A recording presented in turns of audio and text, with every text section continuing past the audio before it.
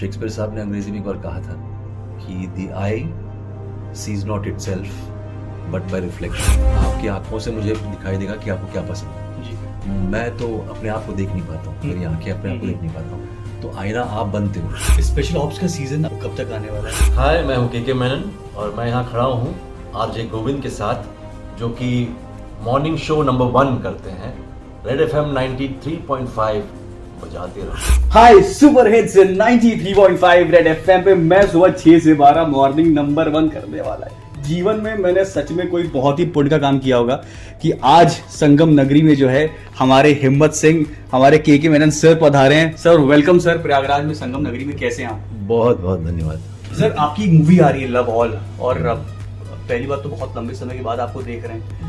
आपका हर एक कैरेक्टर आपको स्क्रीन पे देखना मतलब चेहरे पे खुशी आ जाती है, मतलब गूज़बम्स आ जाते हैं। स्पेशल ऑप्स को बार बार रिपीट मोड पे देखते रहना। लव ऑल आ रही है आपकी, तो इस मूवी के बारे में कुछ बताइए ना प्लीज। लव ऑल दरअसल एक पिता और पुत्र की कहानी है, और जो बैकग्राउंड है उस बैडमिंटन है। मतलब बैडमिंटन अक्सर ये होता है कि स्पोर्ट्स फिल्मों में हमने देखा है यहाँ पे, स्पेशली भारत में, एक पॉइंट के बाद फिल्म देखते देखते जो है वो स्पोर्ट्स कहीं बगल में ढकेल देते हैं और वो स्टार लोग अपना सेंटर स्टेज ले लेते हैं। तो इसमें ये ऐसा नहीं है, इसमें जो बैडमिंटन है वही स्टार है। हमने कोशिश की कि एक्चुअल प्लेयर्स को लेकर के इस चीज़ को करें, क्योंकि एक स्पोर्ट्स खेलने वाला खिलाड़ी की जो साधना है 15, 16, 17 साल रोज प्रैक्टिस करते हैं, वो एक एक्टर नहीं कर पाता है ना। वो खेल उस प्रकार से खेल नहीं पाता। तो लंबे रैलीज अगर करने हो आपको 20-20 के रैलीज या 25 के रैलीज मुश्किल है, कर ही नहीं पाएंगे। तो फिर वो हमने कोशिश की विजुअल इफेक्ट्स से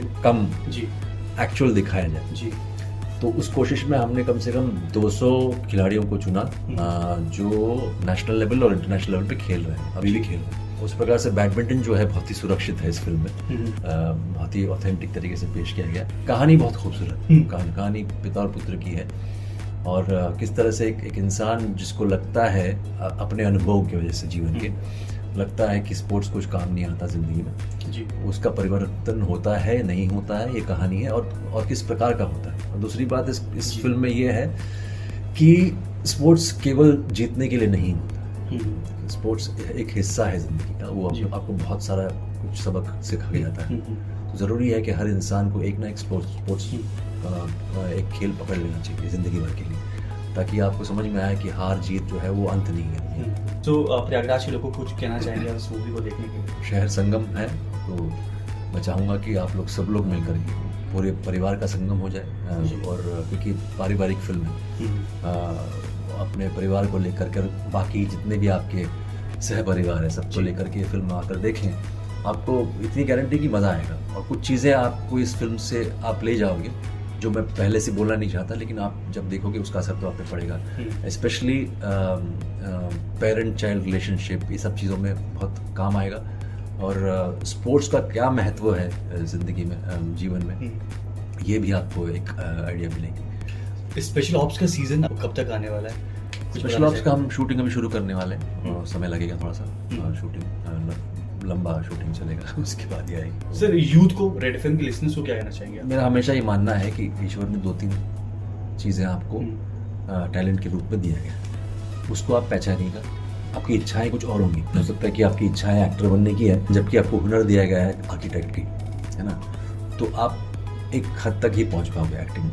ज़रूरी है कि आप समझिए अपने आप को, ईमानदारी से पूछे अपने आप को कि क्या है वो चीज़ है जिसमें सबसे ज़्यादा आनंद मिलता है, जिसमें लेबर नहीं करना पड़ता है, और दूसरी बात आसानी से वो चीज़ कर पाते हैं आप बिना आप कुछ सोचे खास, मतलब वो चीज़ आपको दी गई है, तो उसमें गति जो मिलती है वो काफ़ी तेज़ होती है। तो ज़रूरी है कि आप अपने आप से ईमानदारी से पूछें कि क्या चीज़ है जो आपके अंदर ऑलरेडी है, जो मैंने भी अपना, जिसको मैं स्वधर्म मानता हूँ अपना, मैंने काफ़ी थोड़ा लेट उसको पहचाना।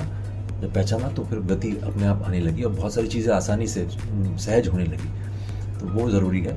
और दूसरा, अगर आप किसी फेलियर का सामना करना पड़ता है आपको, तो वो दुनिया का अंत नहीं है। मतलब वो जैसे हमारे फिल्म में भी लव ऑल, बहुत लोगों को मतलब नहीं पता होगा, रैकेट स्पोर्ट्स में क्या होता है कि 0-0 जब स्कोर शुरू होता है, तो 0-0 का जब स्कोर है तो उसको लव ऑल बोलते हैं। तो रेफरी बोलता है लव ऑल प्ले।